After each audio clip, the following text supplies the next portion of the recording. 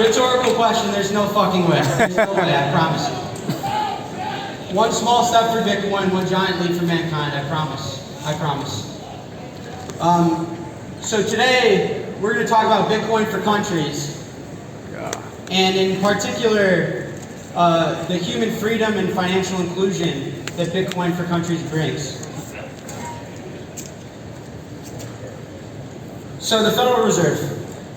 Anyone know what that is? We're seeing an unprecedented amount of monetary expansion from central banks right now. It's very scary. The far right side of this chart should scare everyone in the room, no matter where you live. And inflation is not distributed equally, right? The fact that this is supposed to be inflation, we all know in this room, is bullshit. This chart shows no inflation. This chart tells me that inflation, aside from this chart, what does this chart tell me? There's a problem. This chart tells me there's no problem. That the CPI, the Consumer Price Index, defines no inflation. Inflation should never realistically exceed 4%. However, things that we all enjoy in life, that we strive for, that we want to obtain, that we work hard for, that we sacrifice and save so that our kids can go to, like a college tuition. Then explain this. What's this? University tuition is averaging about 8% year-over-year inflation. That's, I don't know, mathematician, that's bigger than 4. Right? What about this? I was born and raised in Chicago. I want to have a family someday. I want that family to have a house that I own. It's my property. Well, after COVID and the stimulus shock, Chicago real estate is at 9.2% inflation year over year. So unless I'm getting a 10% raise every single year, I got no fucking chance of owning a house. But there's no inflation.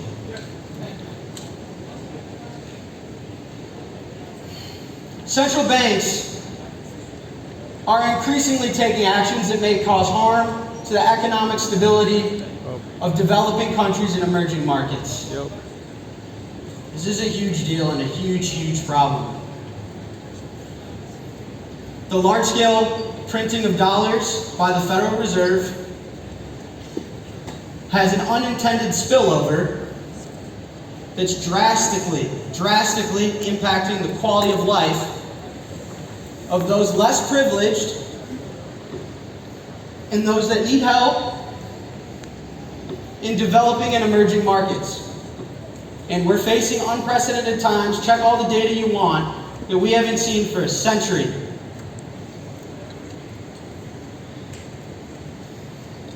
Hidden inflation causes rising rates and it crushes emerging markets.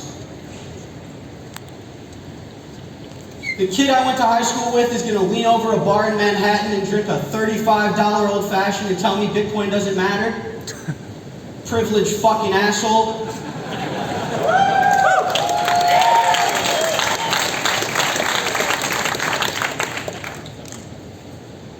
This is real, and it's happened, and it's happening now, and it's really scary. For those of you that aren't from the US, aren't from Europe, aren't from the UK, live in a developed world, you're tremendously scared. The effects from major country policies will hit emerging countries economically and financially, both. And it's a huge, huge problem. It's a huge problem. Bitcoin fixes this. Bitcoin fixes this.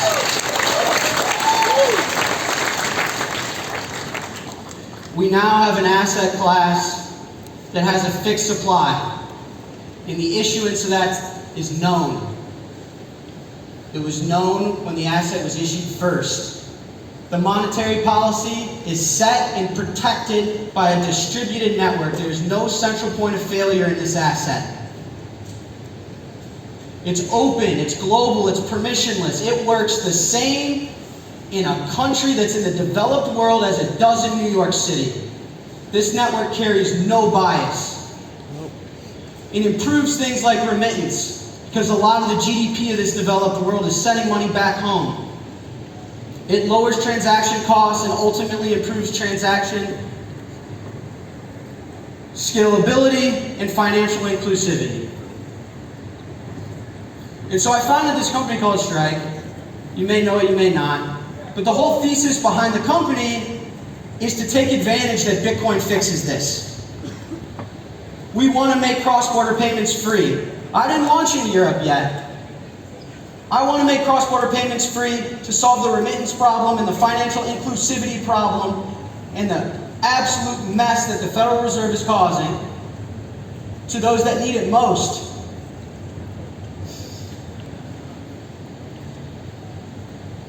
El Salvador is a great example. It's a country that uses the dollar because in a civil war they lost their own currency. It's a country where over 20% of the GDP is inbound remittance. It's how capital is influxed into the economy. However, of that GDP, fees can be upwards to 50%. And the true crime is that there's over 2 million Salvadorians that live in the United States. And people are leaving because of the economic instability and the lack of economic support. The lack of economic opportunity. What that does is it causes individuals to rely on crime and violence. And it ruins the security of the country. And it's generated a tremendous immigration problem. But if you rewind those steps, if you can fix the money, you can fix the world. If we can provide economic stability, economic opportunity, financial inclusion, and if we can build an asset that is defended by an open distributed network, and we have cyber hornets that will fight on that hill and die on that hill and protect it, and we can fix that, then they won't have to resort to crime and violence. They won't be subject to the intermediary financial system that's taking 50% of their remittance. Tell them! They won't have immigration problems, and they can love the country that they were born in.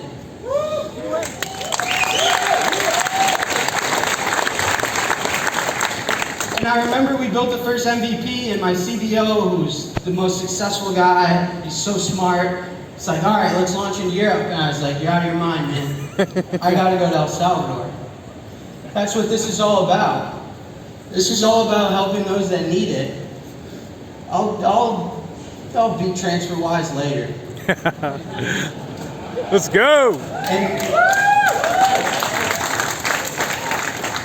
And I went and I lived there. I lived there for almost 3 months. So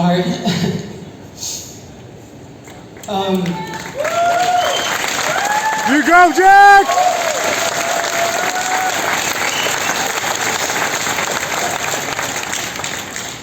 I tried to collect a remittance payment. I couldn't do it.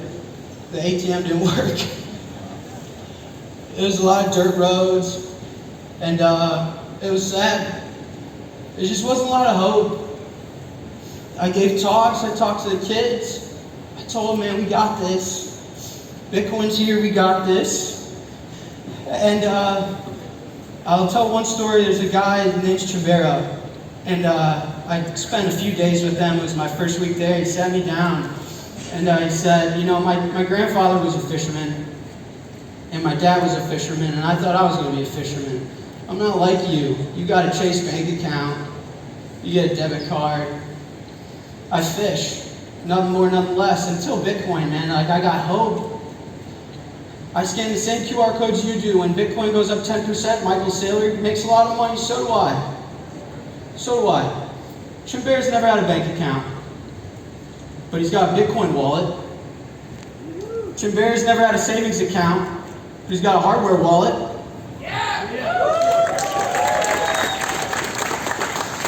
Christian Bear saw that this is financial inclusion, that this is a network and a monetary system that doesn't hold any bias, and there's no intermediary that can tell him that he's not allowed. And we did something amazing here. And we were onboarding 20,000 Salvadorans a day, and most of them didn't have bank accounts. Let's go! Woo!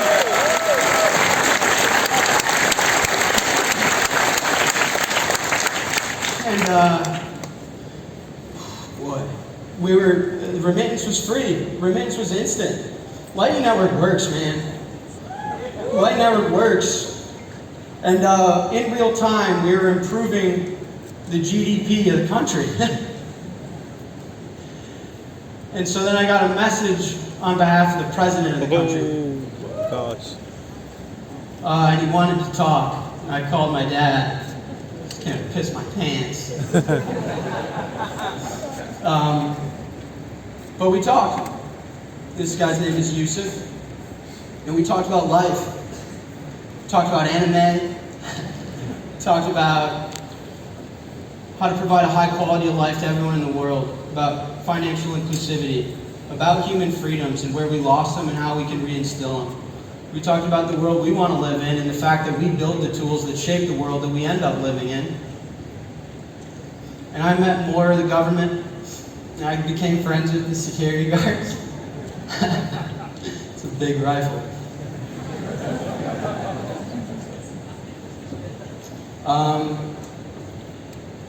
And they dropped some really heavy stuff on me. Over 70% of the active population in El Salvador doesn't have a bank account. They're not in the financial system.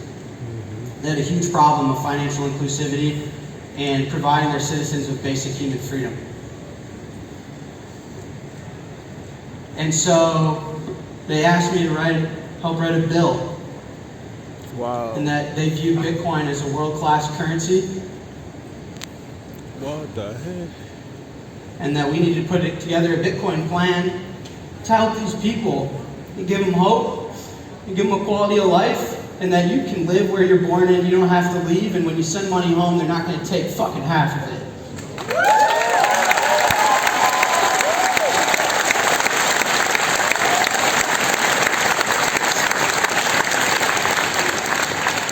And I worked really hard, and I lived there, and I got to know the community, and I made friends that I hope will be at my wedding someday.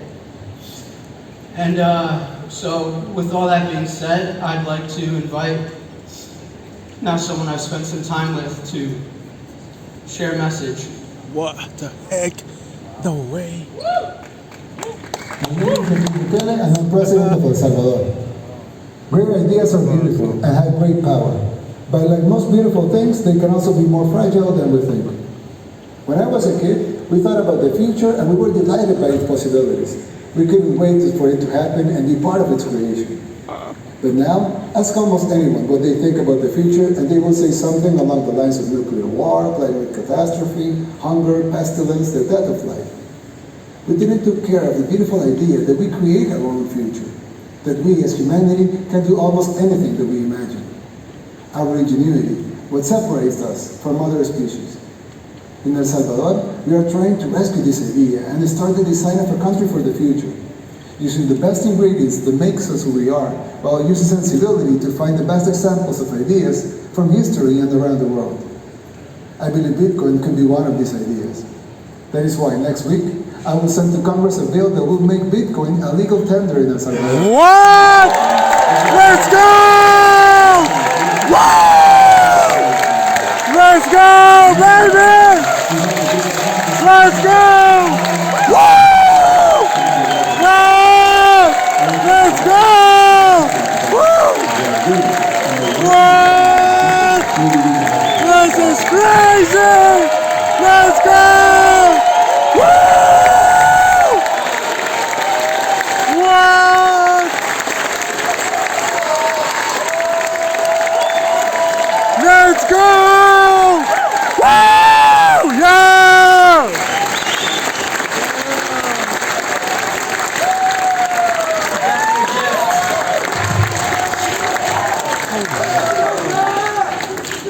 Yeah! got me a gift, a soccer jersey. It's pretty sick. I want to read my favorite part from the proposed bill. Central banks are increasingly taking actions that may cause harm to the economic stability of El Salvador. That in order to mitigate the negative impact from central banks, it becomes necessary to authorize the circulation of a digital currency with a supply that cannot be controlled by any central bank and is only altered. Yes!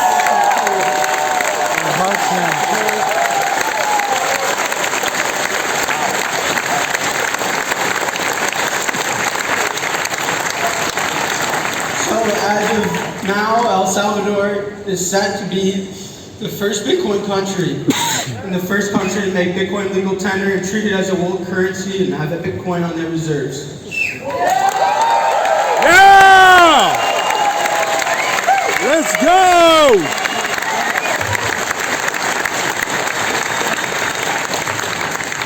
Strike is going to be opening an innovation headquarters in El Salvador.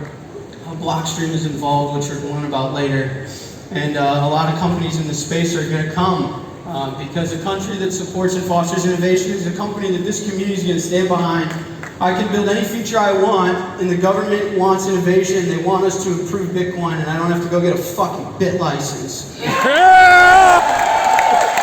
Let's go!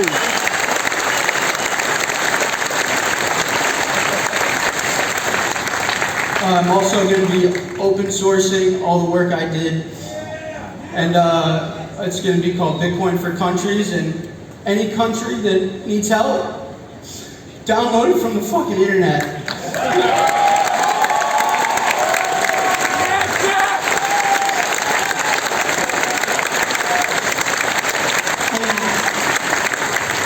You can contact me. I don't know what camera's filming me, but you call me if you need help. I'm not launching in Europe, I'll be there. Let's go! We die on this hill, I will fucking die on this fucking Go, Jack!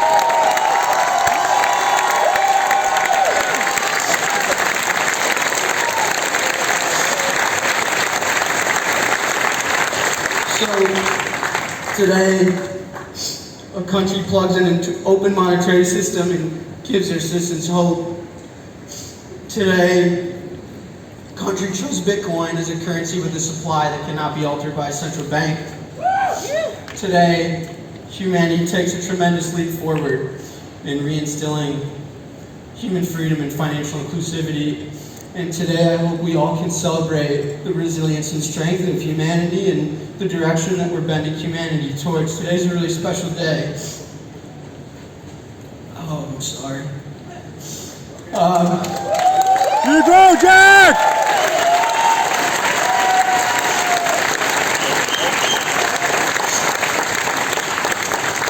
Because everyone in this room, man, don't let people tell you otherwise. That you're mean on the internet, that you made a meme that offended somebody. This is all the code we wrote, all the PRs we reviewed, all the Twitter threads that defended nonsense.